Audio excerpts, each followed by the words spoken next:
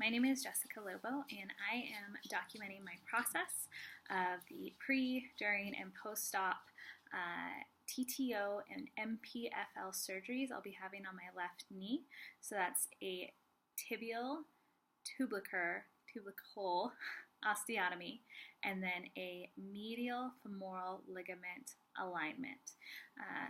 Such a mouthful, but I found that searching for videos and documentation of other people's process through these two massive knee surgeries have really helped me not be so terrified. Not to say I'm not currently terrified. And about 3 weeks out, I found out I'll be having this surgery about 2 weeks ago. I've suffered with knee instability for nearly 20 years. My first dislocation was at age 15. I'm 34 now. My last major dislocation was about 2 years ago, and at that point I was very strong, I was very active. I teach and practice yoga, I practice Filipino-style martial arts and bicycle. I had been before then, and I was doing mountain climbers, and I had a massive dislocation that put me down for a year and a half.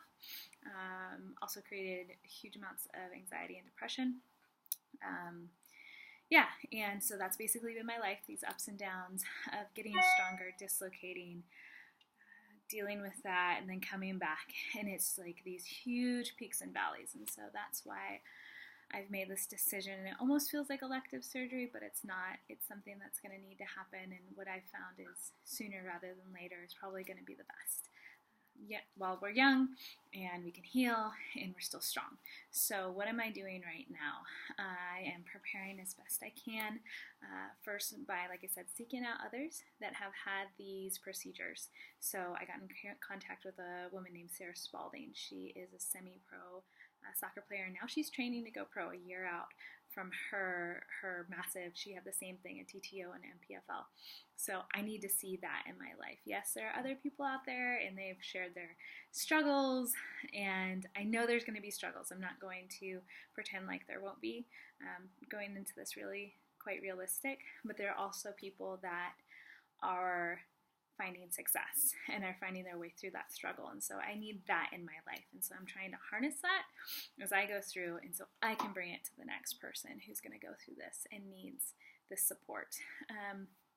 I have committed to really upping my daily training, and so I'm a pretty, I don't want to say casual, like I practice and teach yoga, so there are days, I practice 3-4 times a day, but it might be more sporadic through the week. And like I said, I train Filipino-style martial arts, and so I'll do that at least once or twice a week.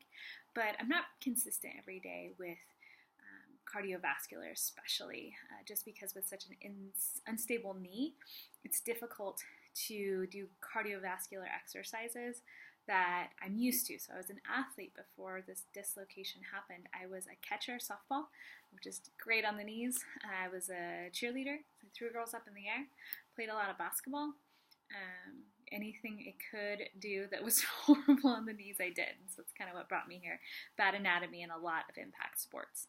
So, even like bicycling can be difficult because when the knee's extended, it can dislocate. So I'm trying to get my stamina back up, and also really trying to create as much strength as I can, really from the core into the glutes and then into the quads and the thighs, because as soon as we go into the surgery and post-op, everything's going to atrophy.